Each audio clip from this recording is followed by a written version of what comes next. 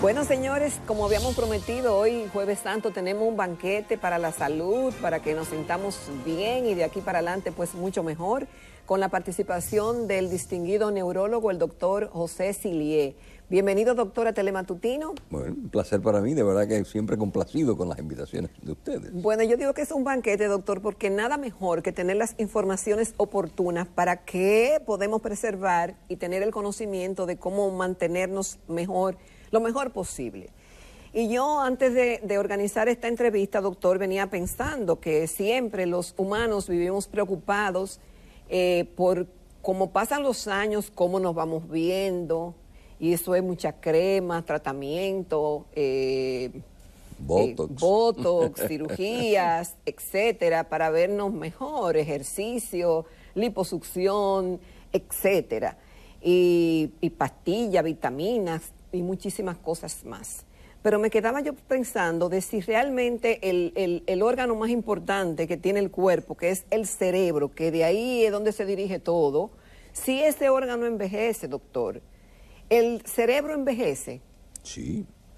El proceso de envejecimiento es natural. Es un proceso del paso de los años. Va desgastando células. Ay, qué malo. Ay, qué mal, doctor. Sí, sí, es innegable, indefectible, es indefectible. Es como la muerte misma, ¿no? No la podemos evitar. Entonces, indudablemente que sí, que el envejecimiento cerebral es un proceso que a mayor edad, mayor daño, ¿no? A mayor edad, mayor daño. Entonces, ¿qué pasa? Se plantea que el envejecimiento cerebral con atrofias neuronales se plantea que se inicia alrededor de los 30 años. Es decir, que para los que se estaban frotando las manos y pensando que estábamos hablando de gente vieja. De la tercera edad. No, señor, es a partir de los 30 añitos que comienza. Así que, Camilo, si te falta poco para llegar a los 30, oye esta entrevista que es para ti. Entonces, ese proceso, que es un proceso natural, implica de los 100.000 millones de neuronas que tenemos. 100.000 millones de neuronas. Mueren cada día. ¿Que mueren? Diario mueren neuronas. Ok. Por un proceso natural que se llama la apoptosis. ¿Qué es apoptosis?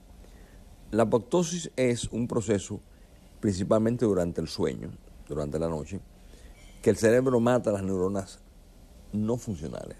Ay, Dios mío. Las que quedaron mal lastimadas, el cerebro las elimina y se fueron. Entonces, y eso es todo el mundo, doctor, hombres, mujeres, que a partir de los 30 se comienza esa llamada, vamos a decir, degeneración, se puede decir, sí, cerebral. Sí, exactamente. Que es natural. Es natural, es un proceso natural. Ok. ¿Verdad? Pero ¿qué tenemos? Tenemos tantos millones de neuronas que por más que mueran, hay muchísimos. Cientos de miles diarios, tenemos tantas neuronas en el cerebro que usted puede durar 150 años. Y no se le acaba. Y no se acaba. ¿Qué quiero decir con esto? Que ese proceso natural de apoptosis es un proceso que, aunque usted lo padezca, lo padecemos todos, por eso es tan importante el sueño. O sea, el que no duerme bien, al día siguiente está resacado, está de mal humor, irritable, no se siente, no es capaz de pensar igual. Porque durante ese sueño es que el cerebro más trabaja.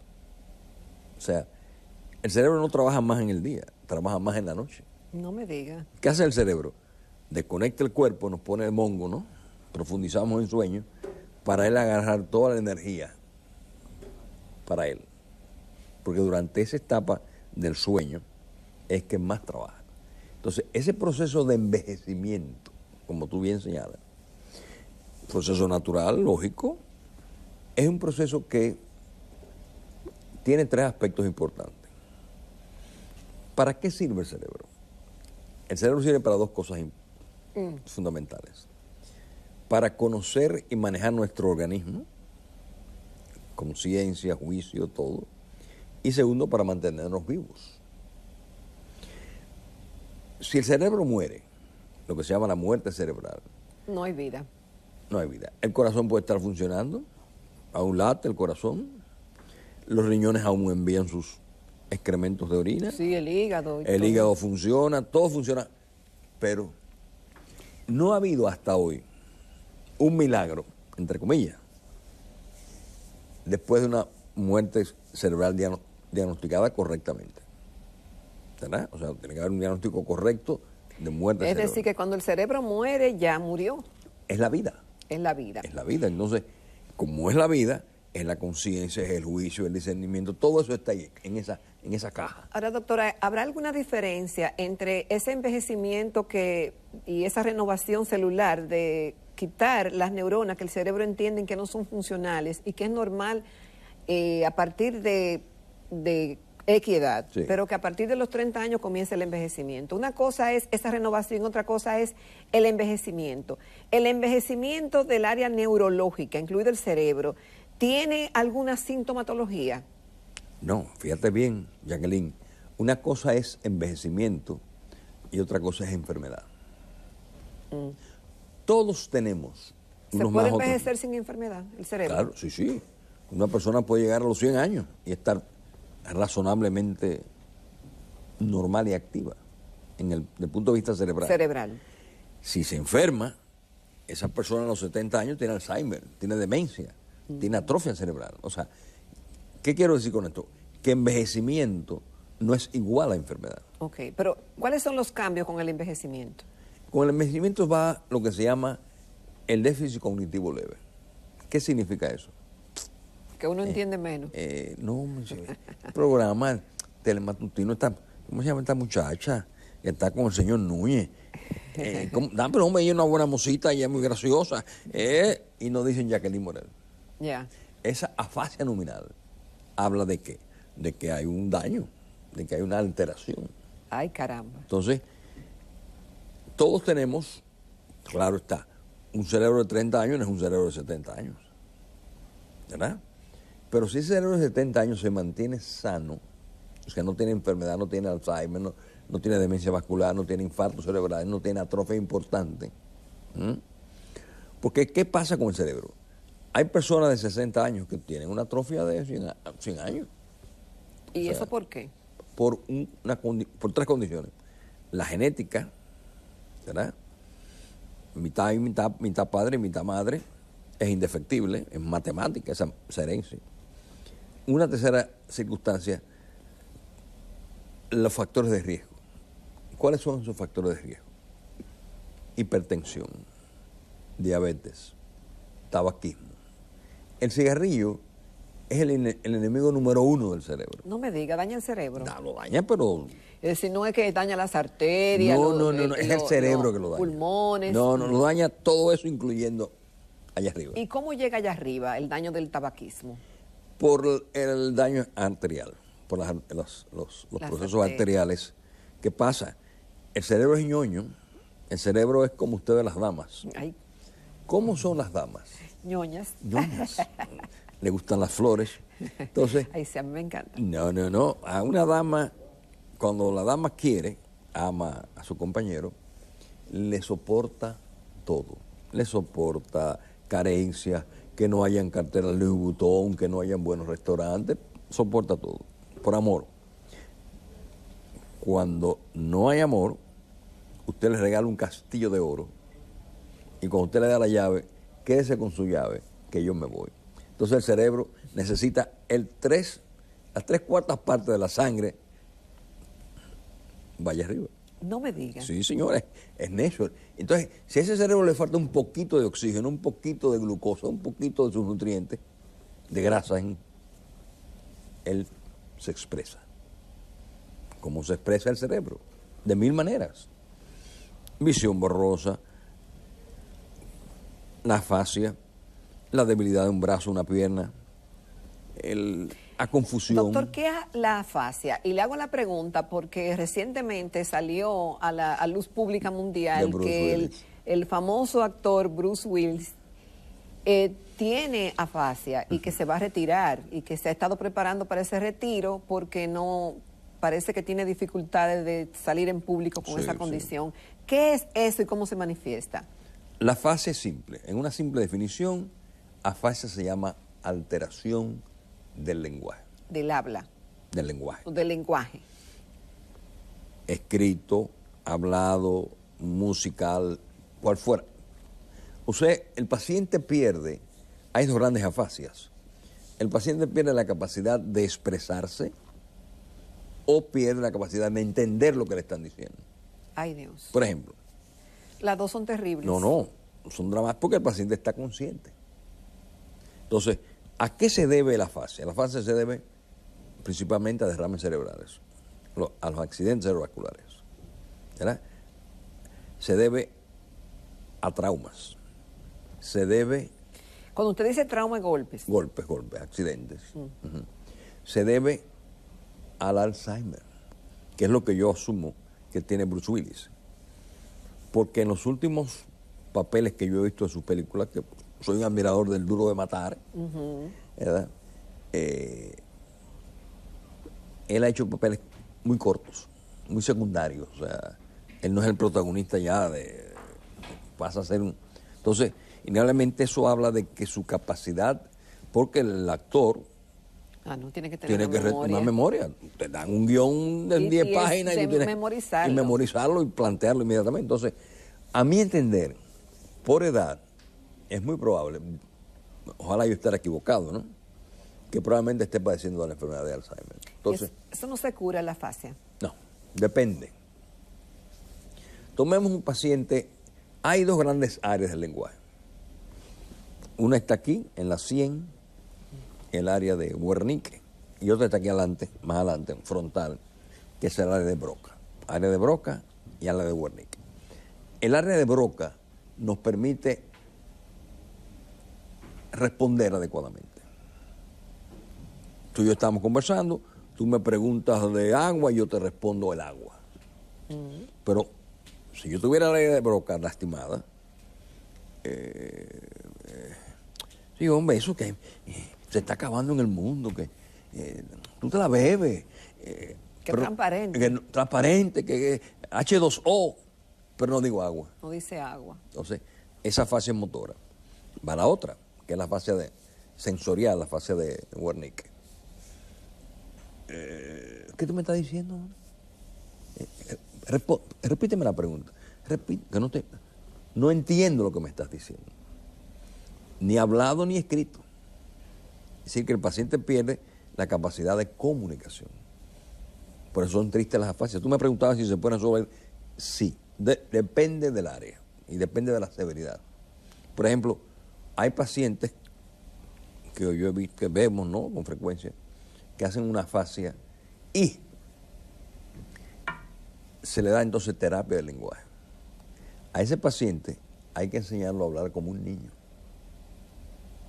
¿Y se logra? Se logra que el paciente vuelva, claro, jamás será igual que normalidad, pero que el paciente vuelva a comunicarse. Pero es enseñarlo, mamá, papá, Jesús cruza la calle, Juanito toma la pelota. O sea, es la misma enseñanza que se le da al niño en la escuela. Entonces, son terapistas del lenguaje que ayudan, en cierta manera, a recuperar. Porque el cerebro tiene a su favor lo que se llama la plasticidad. ¿Qué es la plasticidad cerebral? A uno se le daña un territorio, un área del cerebro, y las vecinas ayudan, toman el comando. ¿Verdad? Wow, es automático. Es automático. Entonces, por eso la terapia, por eso la recuperación es posible en algunos casos. Cuando ya es muy grande, el daño es muy severo, es virtualmente imposible. Okay. Pero se puede lograr. Bueno, doctor, con su permiso y el de los señores televidentes, vamos a una pausa comercial y cuando retornemos, muchísimas preguntas que vienen a colación de esta interesante conversación con el doctor José Sillier. Continuamos en Telematutino 11 esta mañana en Jueves Santos, en vivo en Telesistema Dominicano, conversando con el doctor José Sillier, neurólogo. Doctor, así como cada año se recomienda que a la persona se vaya donde su cardiólogo, se haga un examen de la vista, vaya donde un endocrinólogo para ver las hormonas y demás, y dependiendo si es una dama o un caballero, o donde el ginecólogo o donde el urólogo. Sin embargo, no se menciona ir a hacerse una evaluación neurológica para ver cómo está nuestro cerebro, que es el motor, es lo que domina todo. Y de hecho siempre ha sido la cenicienta de los seguros médicos y la cobertura para el órgano más importante. Se recomienda, doctor, y a partir de qué edad uno debe ir donde un neurólogo para decir, doctor, ¿cómo estoy? ¿Cómo está mi sistema neurológico? ¿Hay una evaluación que se pueda hacer y que se recomiende, doctor? Bien, Jacqueline, como tú bien señalas, el cerebro es una cenicienta. Sí. Es una cenicienta pero abandonada. No llega nadie con la zapatilla. No. Es una cenicienta sin zapatilla. Sin zapatilla. ¿Qué pasa con el cerebro? El cerebro es un proceso, es un órgano rector, como tú bien dices, que no se evalúa. No se evalúa porque no está incluido ni en seguro ni en una revisión siendo el órgano más importante. Sí. Entonces, ¿cómo podemos nosotros valorar el cerebro? ¿Cómo lo evaluamos? Hay, lo más importante, los factores de riesgo. ¿Qué pasa? Hay gente con hipertensión arterial que no conoce su presión alta. Gente por ahí, gente joven, 20, 30 años, nunca se han tomado la presión. Enemigo número 1. Número 2, tabaquismo. Fuman una cajetilla diaria. Una chimenea. Tercero, diabetes. Cuarto, grasas en sangre. Hay gente que están como aquella canción de Lino Borges, sin sangre en las venas. Sin sangre en las venas. Ay, mi madre. Lo que tienen es grasa en las venas. Grasa de carro, de carro quemado. Quemado. O sea, oh, Dios. Tiene unos colesteroles grotescos. ¿Verdad? El estrés. El estrés está definido ya como factor de riesgo. Ay, papá. ¿Verdad? Es decir, tengo que ir a una consulta. Que todos esos elementos son elementos que dañan el cerebro. ¿Por qué razón? Porque le mandan émbolos. Ahora, con el uso común de la resonancia magnética nuclear, nos damos cuenta de que personas de 40 años tienen muchísimos infartos cerebrales. Que le han dado y no se ha dado cuenta. No se ha dado cuenta. Le dio un mareíto, un día tuvieron una visión borrosa. O un día estuvieron tumbados en la cama y no sabían qué era. Y no sabía qué era. Ay, padre. Entonces, ¿qué dice esto? Eso nos dice que todo eso lastima el cerebro. Entonces, esos pequeños infartos, ¿verdad? Sin clínica mayor, porque no están en áreas importantes del cerebro, son áreas silentes, como se llaman. Ese individuo mañana se va a demenciar. ¿Por qué se va a demenciar? Porque va a ser lo que se llama la demencia vascular. Esos pequeños infartos van a producirle a ese paciente joven, cincuentón. Pero eso no se puede evitar, dígame que sí, Claro, doctor. claro está que sí. ¿Cómo se evita? Con el ejercicio, la caminata diaria, dejando el cigarrillo, control de la presión arterial, controlando su diabetes si es diabético, socializando. ¿Qué ha pasado? Socializando. Socializando. ¿Qué significa? ¿Qué usted dice? ¿Qué significa así? socializar? Yo tengo la teoría de que si el gobierno prohíbe los colmadones, en este país hay una revolución. 1000 muertos diarios. ¿Por qué razón? ¿Qué hace ese colmadón? Ese colmadón es un sitio social. Eso es terapéutico. Terapéutico. Los pubs ingleses. El equivalente de un pubs es el colmadón. Pubs, y es verdad. Es un colmadón, no, porque se reúne el otro, y que, ok, fíjame la cerveza. Entonces, ¿qué pasó con esta pandemia? Que nos aisló. Nos aisló durante meses. Se dispararon los casos de Alzheimer. ¿Pero y por qué razón? El no socializar, el usted no confraternizar con el otro. El personaje del mutis, aquel personaje amargado que no se gusta juntar, se demencia más temprano que una persona que socializa. Es decir, que la socialización ya está demostrado que ayuda al cerebro. Somos seres sociales. Hace 40.000 años salimos de la caverna, hicimos pequeñas tribus, pequeños grupos, pequeñas ciudades, hasta ser las grandes ciudades que hoy Pero tenemos. hay personas que son solitarias, que no... Ese personaje solitario, amargado, triste, se va a demenciar primero que cualquier otra persona de su edad. Entonces, esa socialización está entre los factores de riesgo. Doctor, muchas preguntas. Mire, Esos cambios con la edad y eso, ¿son más graves o menos graves con determinado tipo de personas? Y hago la pregunta porque, aunque no sé qué porcentaje de la población conoce o se ha hecho una prueba para medir su IQ de inteligencia, una persona con un IQ que es menos de 100, pero quizá limítrofe, Sí, sí. Con los años tiende a degenerar su cerebro más rápido. Sí.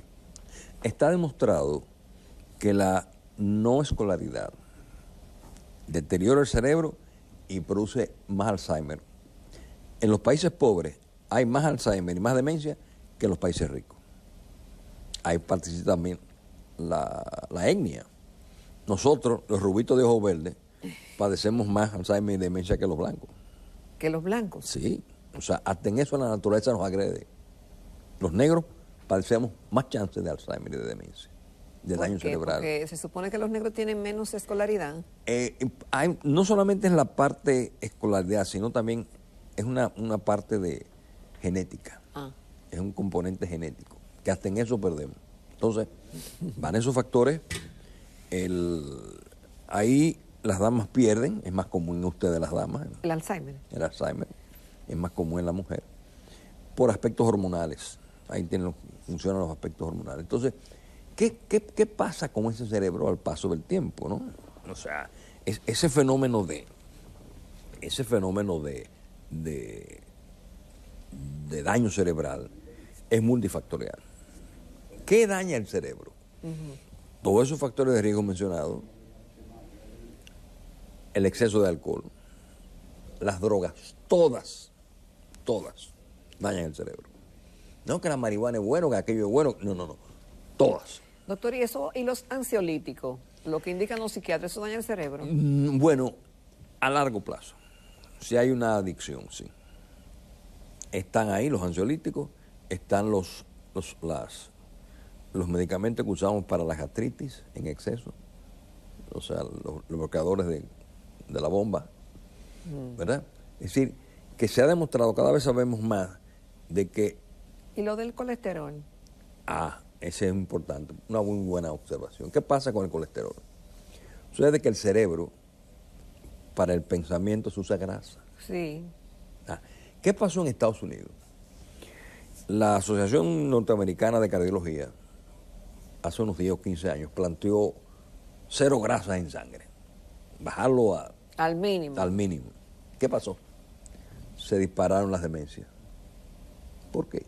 Porque la grasita el cerebro el cerebro necesita, el colesterolcito. Claro, el cerebro tiene un límite. El exceso de colesterol daña las arterias, crea las placas ateromatosas y manda embolia para el cerebro. O sea, en la vida es un equilibrio.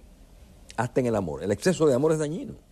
¿Por qué los abuelos dañaban a los muchachos? Y la falta también de amor. No. El exceso y la carencia, los dos extremos. Los dos extremos. ¿Por qué los abuelos somos tan buenos? Porque el abuelo no está para educar. El abuelo está para añoñar y permitir helado, que tu papá no te quiere probar helado. Ven, yo te busco el helado. Entonces, innegablemente que pasa eso. En ese término, el cerebro es muy delicado. Le bajaron las grasas, aumentaron las demencias. Entonces, no quiere decir que usted no va a tener un control de su colesterol. Sí, hay que tenerlo. Y las estatinas deben usarse cuando son necesarias, doctor, no entonces, por gusto. Entonces, doctor, yo pienso en los atletas, de esos que tienen, qué sé yo, ¿cuánto por ciento de grasa? Menos, y bueno, y no hay grasa en el cuerpo. ¿Eso tiene alguna repercusión cerebral? No necesariamente, porque el organismo es muy sabio. El cerebro es un órgano muy inteligente. Él logra Claro está, fíjate bien, que se han muerto atletas jugando fútbol. Muchísimo. ¿Verdad? ¿Qué le pasa a ese atleta? Que ese individuo produce una serie de sustancias estresoras por la necesidad, la dinámica del asunto. La presión. La presión que tienen y lógicamente hacen los infartos masivos. Que ahí no hay nada que hacer. Se les rompe el corazón, se les explota el corazón. Dios mío. Muchas preguntas, doctor. Y bueno, después del COVID, que todavía sigue dando coletazos en el mundo y en la República Dominicana no es la excepción.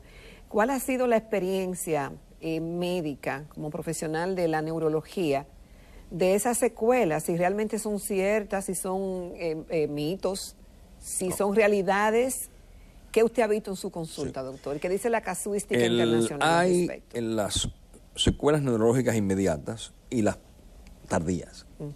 Hoy estamos viendo las tardías. Las inmediatas las vimos hace unos meses, donde insomnio, ansiedad, depresión, angustia, eran elementos muy comunes en todos los pacientes con COVID y sin COVID. Hoy estamos viendo las consecuencias tardías del proceso. ¿Dónde va? Alteración olfatoria, alteración del gusto, el insomnio, la memoria, los temblores. ¿Qué quiero decir con esto? Que han aumentado los casos de Alzheimer de manera importante y han aumentado los casos de Parkinson de manera importante. ¿Usted ha tenido en su consulta, doctor, pacientes relativamente jóvenes que a partir del COVID han tenido derrames cerebrales, sin antecedentes? Sin factores de riesgo mayores. Potenciado de repente demencia, potenciado Alzheimer, potenciado Parkinson. Ambas penas a la vez. Tanto el derrame cerebral ha aumentado en jóvenes, ¿verdad? Porque este malvado COVID produce eventos isquémicos más que hemorrágicos. Que muchas veces la gente no se da cuenta. No se da cuenta. Hay gente que anda caminando por ahí y que tengo un calambre en esta mano y se me pasó. No, mire. Calambre en la cara, una parte de mi cara. Una cefalea que persiste, un dolor de cabeza que persiste. Una visión borrosa, visión doble. No, pero oye, son los lentes, yo no estoy viendo bien. Déjame echar una gota. Una gota y gota. Gota y gota. Óigame bien. Vaya a su médico. No necesariamente donde el doctor Silvia Ruiz, que soy yo, vaya a su médico como usted quiera. Pero que eso sea evaluado formalmente. Porque eso puede ser el inicio de un deterioro importante. Entonces, no, yo voy a la farmacia. Mira, el farmacéutico, por favor, dame un calmante, el que tú tengas ahí. Sí. Una vitamina B. Una vitamina B, sí, dame la vitamina B. ¿Y qué usted me recomienda? El farmacéutico, el cliente le está preguntando al farmacéutico. Entonces el farmacéutico le da lo que él tiene ahí. Tenga, tómese. Obviamente, graso error. Porque eso puede ser el inicio de otra cosa importante. Puede ser el inicio de un accidente cerebrovascular, un derrame cerebral, puede ser el inicio de un proceso hemorrágico, puede ser parte de un tumor cerebral, puede ser parte de una malformación arteriovenosa. Es decir, que la salud hay que cuidarla, porque es el bien más preciado que tiene el ser humano. Entonces puede tener los millones en el banco y no tiene salud. ¿De qué vale? Bueno, ahí se está hablando del actor que tiene $260 millones, Bruce Willis, con afasia. ¿Qué nos daría a él para recuperar su normalidad? Él pagaría la mitad de esa fortuna. Sí. ¿Verdad? Entonces, innegablemente que esa afasia que en él es muy probable, hablábamos ahorita, de que sea,